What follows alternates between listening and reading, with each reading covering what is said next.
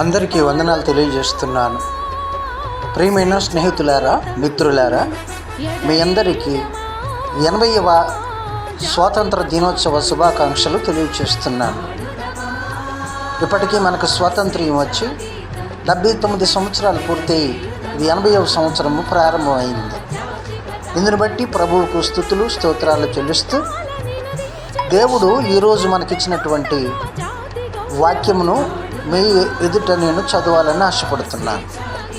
ఈ స్వాతంత్ర్యం అనుగ్రహించి క్రీస్తు మనలను స్వతంత్రులనుగా చేసి ఉన్నారు.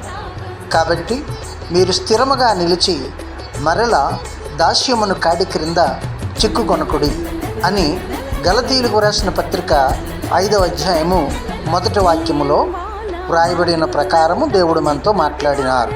కనుక ప్రియ సహోదరి సహోదరులారా, మీరేదైనా కాడి క్రింద బానిసగా ఉన్నట్లయితే, లేకపోతే దాస్యం క్రింద మీరు అణిగిమణిగి ఉన్నట్లయితే ప్రార్థన చేసుకోండి. దేవుడు మనకు స్వాతంత్ర్యతను ఇస్తాడు. అంటే దేశ స్వాతంత్ర్యము మనకున్నది, కానీ ఆత్మీయ స్వాతంత్ర్యమును కూడా దేవుడు మనకి ఇస్తారు. అట్టి స్వాతంత్రమును పొందుకుని అందరిలో సంతోషముగాను ఆనందముగాను మరి నిశ్చింతగాను జీవించవలసి ఉన్నవారమై ఉన్నాము.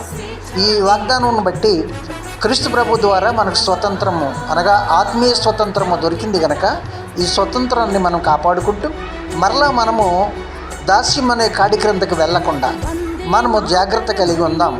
దేవుని మహిమపరచుదాం, మన కుటుంబాలను సంతోషభరితులుగా చేద్దాం. దేవుడు ఈ మాటలను దీవించునుగాక. ఆమేన్. మీకేమైనా అవసరతలు ఉంటే ఈ క్రింది నెంబర్కు ఫోన్ చేయండి, మీ కొరకు ప్రార్థన చేస్తాను. దేవుడు మిమ్మల్ని దీవించుగాక. ఆమేన్.